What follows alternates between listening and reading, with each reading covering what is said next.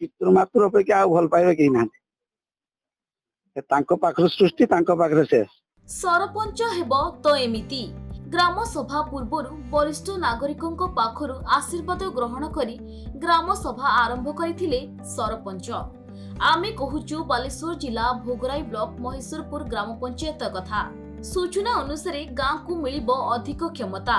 ଆରମ୍ଭ ହେଲା ଗ୍ରାମ ସଭା। ବିକଶିତ ଗାଁ, ବିକଶିତ ଓଡ଼ିଶା।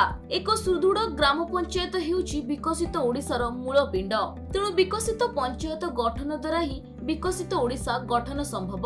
ତେଣୁ ଫେବୃଆରୀ 14ରେ ଭୋଗରାଇ ବ୍ଲକର 50 କୋଟି ପଞ୍ଚାୟତରେ ଗ୍ରାମ ସଭା ପାଇଁ ତାରିଖ ଘୋଷଣା କରାଯାଇଥିଲା।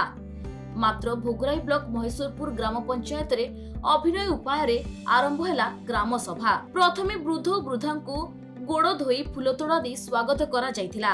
ଏହାପରେ ତାଙ୍କୁ ଫୁଲ ଚନ୍ଦନ ଦେଇ ପୂଜାର୍ଚ୍ଚନା କରାଯାଇଥିଲା। ସରପଞ୍ଚ ବରେନ୍ଦ୍ର ପାତ୍ର ଗ୍ରାମ ସଭାର କାର୍ଯ୍ୟକାରିତା ବିଷୟରେ ଆଲୋଚନା କରି ସରକାରଙ୍କ ଯୋଜନା ବିଷୟରେ ଉପସ୍ଥିତ ପଞ୍ଚାୟତବାସୀଙ୍କୁ ସୂଚନା ଦେଇଥିଲେ। ବହୁତ ଖୁସି।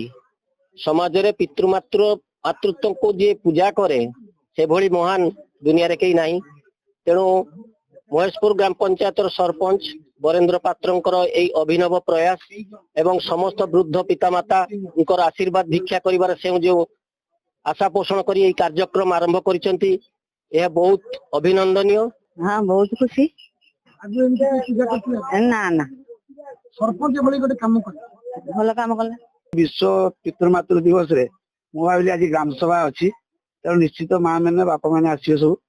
ତେଣୁ ସେମାନଙ୍କୁ ଆଜି ଆମେ ପୂଜା କରି ଗ୍ରାମ ସଭାକୁ ଷ୍ଟାର୍ଟିଂ ରେ ଆମେ ନୂଆ ସରକାରରେ ନୂଆ ଚିନ୍ତାଧାରାରେ ଆମେ ଯିବା ଆଗରୁ ମା ବାପାଙ୍କୁ ପୂଜା କରି ଆମେ ସେ ଜାଗାକୁ ଗ୍ରାମ ସଭାକୁ ଯିବା। ବାଲେଶ୍ୱରରୁ ଚିନ୍ମୟ କୁମାର ଦାସଙ୍କ ରିପୋର୍ଟ, ଖବର ଓଡ଼ିଶା।